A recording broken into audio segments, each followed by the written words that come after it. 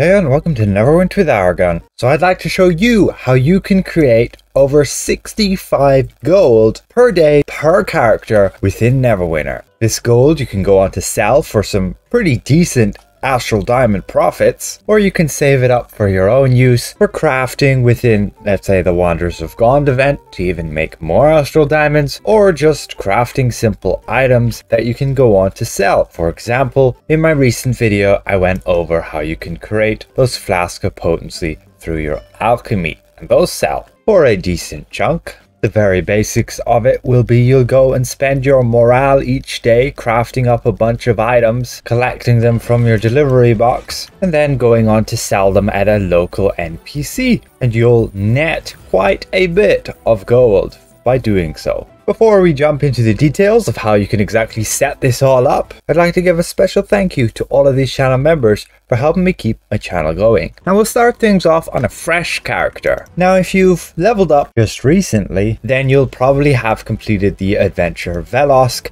and unlocked your workshop upon completing the last task there. However, if you've used a 30k character boost and got straight to level 20 that way, or got automatically leveled up with module 21, then you will have to go and pick up the workshop opportunity quest from Mr. Nux just here. Either way, you will head to your workshop and you'll go through the process of unlocking your workshop. You enter in, get your cutscene, speak to your NPC, and you have to choose a retainer. Doesn't matter whatsoever, just choose one of those, and with that he's gonna head off and leave you to it. And you go speak with your retainer, accept that quest, and then choose your profession. Now with this method to create over 65 gold per character per day, you want to be choosing Leatherworking. Now if you haven't chose it upon starting your workshop, don't worry too much, but you will get a little bit of a boost, and it will definitely make it a bit easier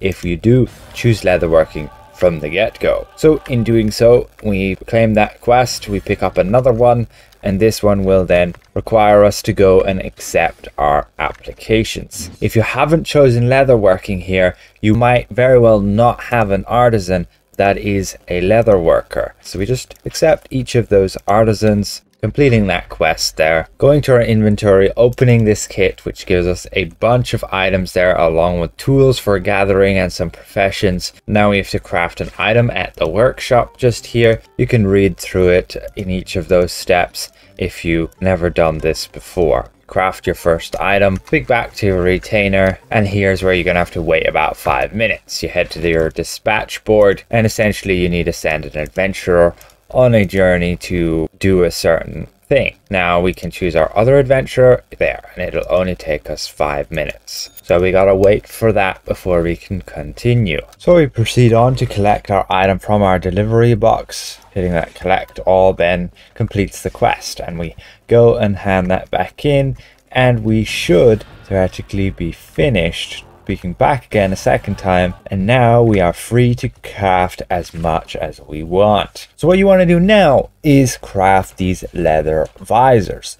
Simply for the silver they will give you. With module 21 they changed items, so now all of them will just give you 34 silver and 18 copper. Beforehand, these items used to give you much less silver, and so it wasn't worth crafting them. But now it is. So where do you get this leather? Well, very simply, we head out of our workshop. If you have VIP, you can simply summon the professions vendor. You head into the Seven Suns Coster Market, and you have a vendor just here, and here you can scroll down and buy all the leather you need. So we just buy 999 of that.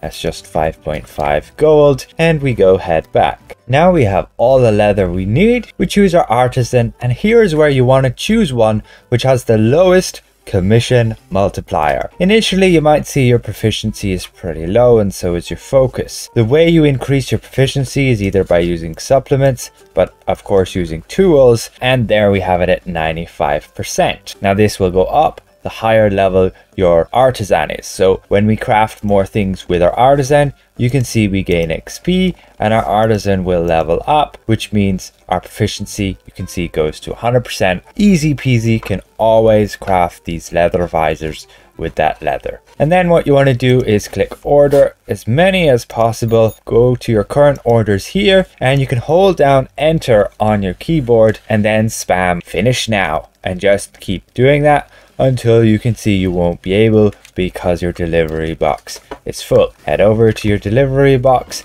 collect all the items. At this point you may as well stop your adventurer from gathering these useless animal hides.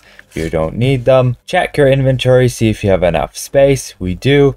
We go and we can craft a bunch more of them for now using that morale. And this morale, you can see you get 400 per day, and then you can use that to simply finish now on crafting those items, and then you can come back the next day.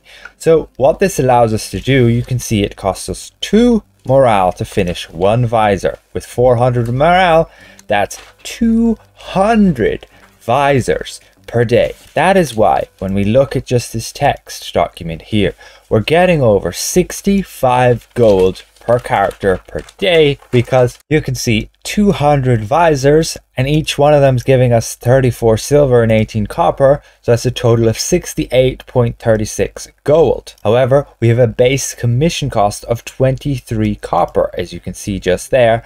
But when you use an artisan, depending on what artisan you have, if you have a minus commission artisan, you can see the cost goes down. However, we're just going to take it as the base. Ideally, don't have one that increases the commission cost, as that's a bit silly. And then we have to take into consideration the cost of the actual leather, which we're using 2 pieces of 55 copper. So that's 1 silver and 10 copper pieces. So total cost of 0.0133 gold per piece. So then our net profit per visor is 0.3285. And you multiply that then by 200. And you're getting your 65.7 gold. However, right now, the reason why we can obtain 65 gold is because we have a double professions, meaning our morale costs are halved. Meaning that's why when we use to craft this instantly, it only costs us 2 morale, where normally it would cost us 4. So on a normal day without the event, you'll only be getting 32.85 gold per character per day. And that is just by simply finishing now. Now, since our delivery box is full, we need to go and empty that, and then our artisan should continue crafting. But we can see our overflow bag is full. Now what do we do? Well, we need to simply head out of our workshop. Again, if you have VIP, you can summon your seals vendor or your professions vendor. And going to our NPC just here, simply double click on all of these items here, all these visors, and we sell them then for silver to this guy. Ideally have your inventory nicely sorted so that it's easier to have all of these grouped up and much easier to sell them. And this will give us a ton of gold. And you'll keep doing that until you've created 200 visors and sold 200 visors to get your 65 gold per day. You can of course then just leave the guy to continue craft those visors and just come back every now and again and collect them. But just using that morale makes it nice and easy to do it in one go to give you a nice chunk of gold. However, if you do not start out with leatherworking as your main profession from choosing it from this guy, you may not have a leatherworking artisan. So what you will need to do is craft on your other profession that you chose. Just craft items, and you can see on a document that I made just to give an example of the different items and how much they would cost. It's silver wise, you can see the leather visors only cost us 1.1 silver to craft. Same with the leather shoes, but the leather shoes have a slightly higher commission cost. The rest of the items all throughout those low levels cost you a lot more to craft than the silver they give you back in return. And it gets a higher cost the higher the level of the item. So you're only really going to look at these low items. That is why I recommend leather visors. But if you, let's say, do armor smithing, then use the bronze bracers. Do weaponsmithing, do the maple bow. If you do your jewel crafting, do your bone rings. And just by crafting, you will then have a chance to get more applications to your workshop to give you essentially an option to gain more artisans for the other professions as well. And that's when you would get one for, let's say, leatherworking. You're going to have to be patient on that. Also, if you didn't start out with leatherworking as your main profession, or you want to start another one, you will need a level 1 tool, which are the worn tools. You can't get them from the professions vendor, you get them from this crate just in the back of your workshop. Here you can pick up your worn tools, which are your level 1 profession tools. You can use those higher ranking tools like bronze and iron when you get your profession to higher levels. So you will need that worn round knife for level 1 leatherworking. So simply just using a worn tool and a common low level artisan, you get a proficiency of 100%, and that allows you to guaranteed craft as many of these leather visors as you may want or need. Now we'll make sure to go here, collect all of those again, go back to our station, and then again hold enter, spam left click on finish now, and you will just automatically keep crafting those until you can't anymore because your delivery box is full. Now what you can do is follow the quest line of your workshop to go and level up your workshop. Leveling up your workshop simply gives you more space. It will also allow you to gain more artisan on the higher ranks like blue, but that's really not important.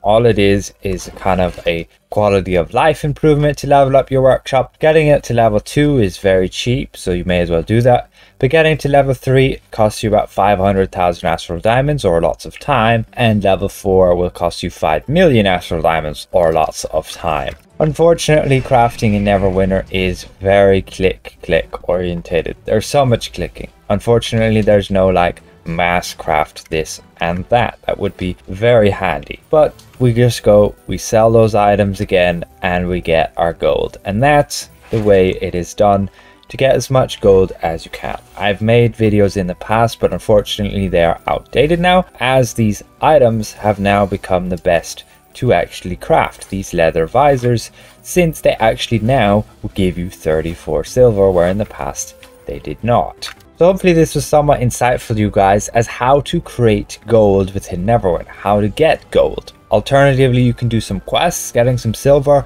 you can kill enemies and get some coppers, but it's not nearly as effective as just setting up your crafting station to get as much gold as you need. Again, with gold, if you don't have VIP, you might very well want to pick up these rank 10 healing potions for 70 silver each, along with some injury kits and especially portable altars for dragon hunts.